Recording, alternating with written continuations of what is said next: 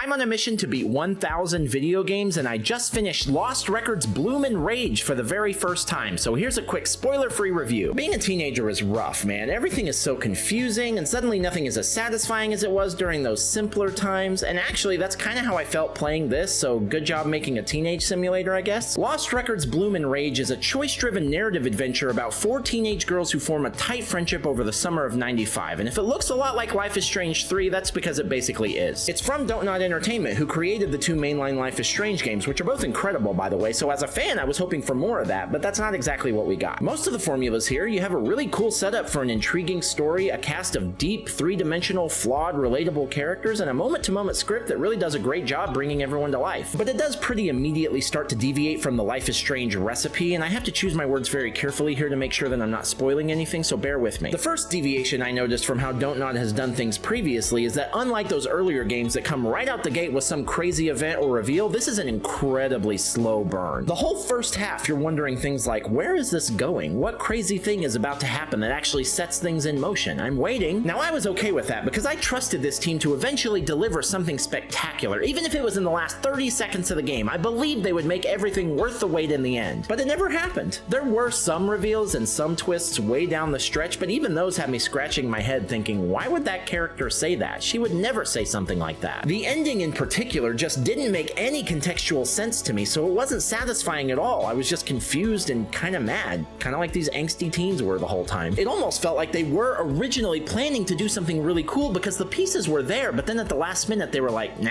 let's just end it. So I walked away from this feeling a bit betrayed. I mean, Don't Nod has crafted some of my favorite stories in gaming, so what the hell happened here? I also have to consider the possibility that I just didn't get it, and if so, I'll own that, but it doesn't change the fact that right now, for me, this doesn't even compare to Life is Strange 1 or 2. Doesn't even compare. I rank every game I beat just by how much I enjoyed it personally, and this landed down at number 17 out of the 24 games I've beaten so far this year, and 424 out of 577 games all time. So that's not horrible because there is a lot to like here, but the only Life is Strange game it outranked is Before the Storm, which bored the shit out of me. If you liked this video, I would love it if you liked the video, and please tell me what I'm missing here. I don't do spoilers in the video, but there's no rule for that in the comments, so go to town. Next time we'll be playing the 2016 loot shooter Tom Clancy's The Division, so feel free to follow if you want to know where that one ends up on the rankings and why.